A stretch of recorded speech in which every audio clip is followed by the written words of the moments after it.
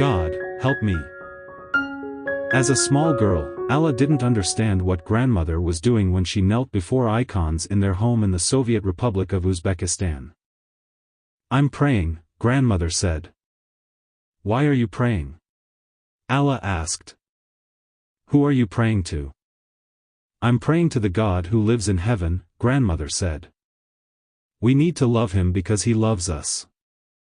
We need to fear him." Grandmother had a crucifix of Jesus on the wall, and Alla asked who was hanging on it. "That is Jesus, our God," grandmother said.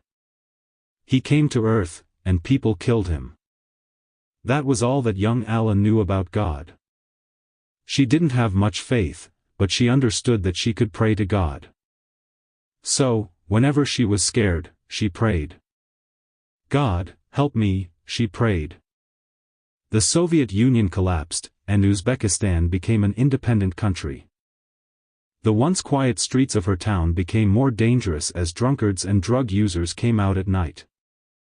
When Alla walked home at night, she prayed, "God, help me." Alla got married, and she had a boy and a girl. A church opened in her town, and she took her children there every Sunday. She lit candles and prayed there. But every time she left the church, she felt empty inside. Something seemed to be missing.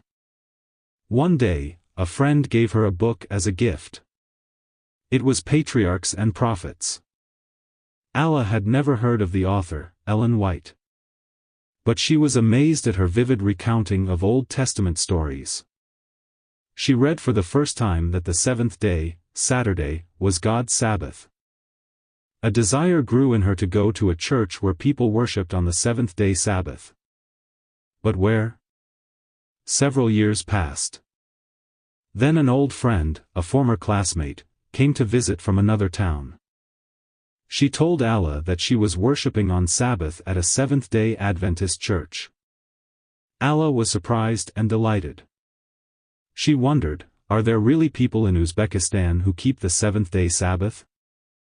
Her friend, who used to be an atheist, enthusiastically spoke about how she had learned about God and how she now loved him with all her heart. To Alla, her friend was a new person. She was nothing like she had been before. A short time later, Alla went to visit her friend, who lived 4 hours away by bus. She visited the Adventist Church on Sabbath. She liked everything about it. But the church was too far away for her to visit every Sabbath. "God, help me," she prayed. Then Alla's daughter, Violetta, got married and moved to Uzbekistan's capital, Tashkent. After that, Alla's husband died, and she moved to Tashkent to be with Violetta. She learned from her Adventist friend that there were 3 Adventist churches in Tashkent. Alla and Violetta began to worship in church every Sabbath. A church member offered Bible studies, and the mother and daughter completed all 28 lessons. Alla began to think about giving her heart to Jesus in baptism. "God, help me," she prayed. Then the president of Zayokski Adventist University, the church's seminary in Russia, arrived in town for evangelistic meetings. When he made an altar call, she was the first to go forward. She and her daughter got baptized with 8 other people.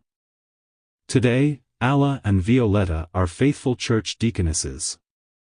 "We are glad to serve God," Alla said. God had heard her prayers.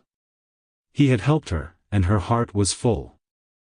Part of this quarter's 13th Sabbath offering will help open the first Seventh-day Adventist elementary school in Tashkent, Uzbekistan. Thank you for planning a generous offering on June 29th.